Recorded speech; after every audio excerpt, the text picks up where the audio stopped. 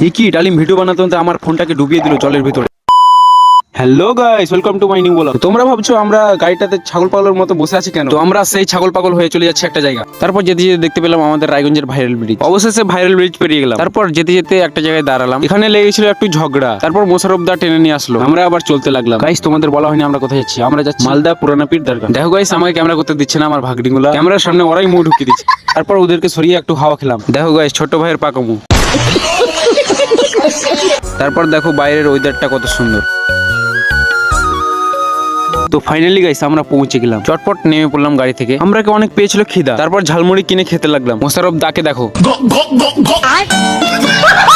তারপর দেখো গাইস, আমি চলে আসলাম 100 বিঘার পুকুর দেখতে। পুকুরের ভিউটা ছিল জাস্ট অলওয়ের একটা ভিউ। তারপর দেখলাম ওরা ফটো তোলাতুলি করছে। তারপর আমি আর ডালিম চলে আসলাম পুকুরে স্নান করতে।